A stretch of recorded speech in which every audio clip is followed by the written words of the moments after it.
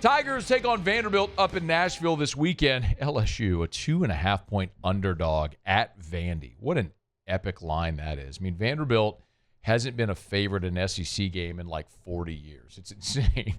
It's just insane that that this is going down this way. But Tigers have a great opportunity. Vanderbilt coming off their bye. It's something that Clark Lea on Tuesday, when he met with reporters, talked about. That was Wednesday on the SEC coaches teleconference. Talked about the bye for Vanderbilt, where it fell on their schedule coming off the loss against Alabama. Well, we needed it. We've been relatively healthy, but we needed a mental reset. And I think that's true of every team. I mean, training camp plus 6 games is a long time to stay in process. So, but I also feel like on the flip side of that, there's something about staying in the rhythm. You miss being out there on Saturday. It's hard sometimes to watch games on the bye week just because, you feel like you should be prepping yourself. So we took advantage of getting a couple of days. It also lined up with our academic calendars, fall break. So we were able to get the guys home, and, it's been good to get back on the field. And obviously, anytime you're playing against LSU, you're playing against a really good team, and it creates a big stage. So we're excited for that opportunity. Of course,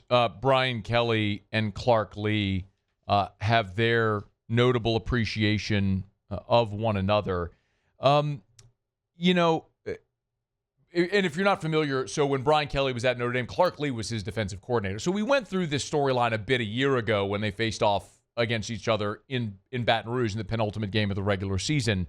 But when Brian Kelly was talking about Clark Lea on Monday, he just talked about how detail-oriented Clark Lea is. And a lot of that is consistent, and it's understandable why Clark Lea has had the success that he has at Vanderbilt. Not to say that it's not amazing, because no one, aside from James Franklin, in the last century has had consistent success at Vanderbilt until what Clark Lea has done now for a year plus, which is mighty impressive.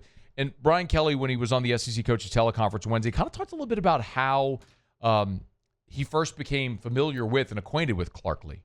Well, when Mike Elko was my defensive coordinator, Mike and Clark knew each other very well, worked together, and so there was an existing relationship there. So I brought him in when Mike was my defensive coordinator as a linebacker coach. So, got a great opportunity to see him firsthand, work firsthand with him prior to elevating him to the coordinator's position when Mike left to be the DC at A&M.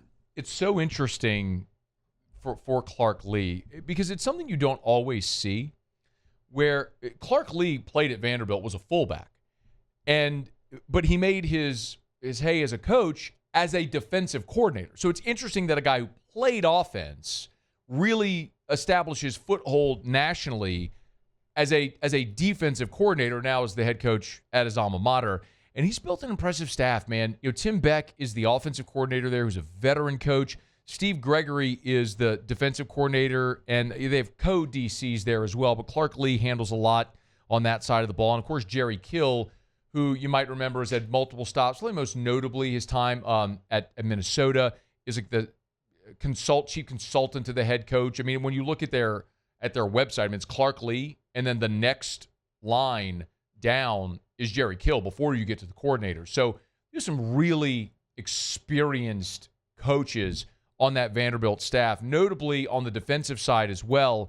And that's going to be so critical to watch this matchup with Clark Lea, who's got this reputation as a great defensive mind, and Vanderbilt, who's been so good in their defensive front seven despite their struggles in the secondary. And, Clark Lea and Vanderbilt's defense trying to match Garrett Nussmeier in this LSU offense. And when Lee met with reporters this week, he gave sort of his feeling on what he's seen so far from Garrett Nussmeier in the first half of the season. Well, I mean, the quarterback's really good, and I thought he played really well against us a year ago. One of the things about him too is, we have him at 20 miles an hour on the GPS. I mean, he's athletic. If you have open lanes in your pass rush, he's gonna find ways through and can hurt you running too. But obviously, his skill set is getting the ball out quickly. I think he avoids sacks as good as anyone in the country because he knows where to go with the ball. He's throwing it to really talented people. By the way, I love that Clark Lea went there, saying Nussmeier avoids sacks as well as anyone in the country because he knows where to go with the football. I've shared these numbers with you already, but in case you missed it, Vanderbilt this year, through 6 games, is tied for 14th in the country with 18 sacks. So they average 3 sacks a game. 6 games played, 18 sacks. And there's no outlier. It's not like they had one game where they had 7 against an FCS school. It's 3, 3, 3, 2, 3, 4. So low of 2, max of 4, and 4 of their games they've had 3 sacks. So they have been consistent. The flip side of it is LSU has only allowed 7 sacks in 6 games because of what Clark Lea just said there. Garrett Nussmeier is very good at being decisive, knowing where to go with the football, and getting the football out. Now, that therein lies part of the game within the game, which is Nussmeier, who's very good at getting rid of the football, LSU's offensive line, which has struggled in the run blocking, but has been much better in pass protection. That's true if you look at the sack numbers, the TFL numbers, if you go through PFF, which I always tell you is something to consider.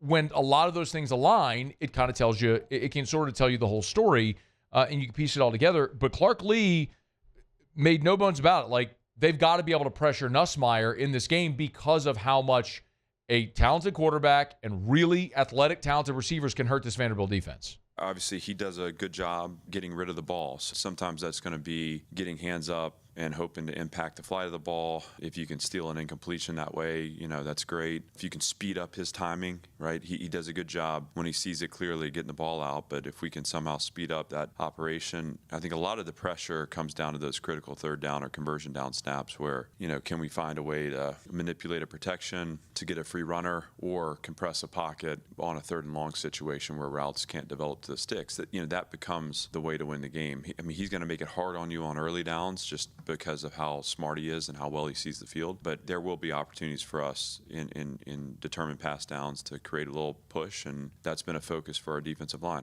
Determined pass downs. You ever said determined pass downs? 3rd and long. You get into 3rd and long, they know you're throwing it. That's where the opportunity presents itself. For the record, in that game against Alabama, and don't let the 30-14 final score fool you. Y'all saw, if you watched the game, Jam Miller ripped off a run at the end of the game to give you the final margin because it was 23-14. And even still, that was an opportunity in the 4th quarter where Vanderbilt was driving and had a chance to go take the lead when Pavia threw the interception there at the goal line. So this was a close ball game.